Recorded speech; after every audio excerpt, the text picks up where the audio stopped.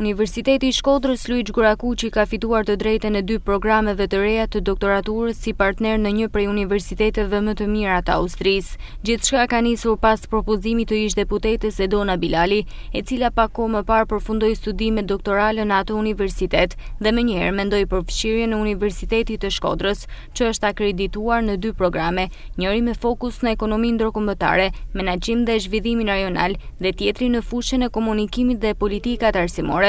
Zëvendës rektoria e Universitetit të Shkodrës Blerta Dragusha, pas një takimi me ish-deputeten Bilali, shpreh se kjo është një arritje duke qenë pjesë e këtyre 2 programeve të njohura ndërkombëtarisht. Gjithçka filloi një vit më parë, në tetor të vitit kaluar, kur morëm një propozim nga deputetja e Qarkut Shkodër, Edona Bilali, e cila është edhe një ish-studente e këtyre programeve doktorale.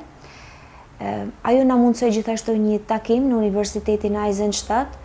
në Austri me drejtoren e këtyre programeve doktorale, profesorish Irena Zavër, nga ku pasi bëm një prezantim të Universitetit të Shkodrës, morëm edhe aprovimin për të filluar aplikimin si partner në këto programe studimi. Është një lajm shumë i mirë për pedagogët e Universitetit të Shkodrës, të cilët tashmë do të kenë mundësinë që të jenë udhëheqës doktoratash në këto programe, kategoria profesor sigurisht. Deri tash kanë pas mundësinë e zhvillimit të mundësinë e mësimdhënies në universitetet huaja, dhe këtë e shoh si një mundësi shumë të mirë pjesëmarrjen si udhëheqës shkencor të doktoratave të studentëve shqiptar dhe atyre të huaj. Dhe sigurisht që është një mundësi shumë e mirë për të gjithë ato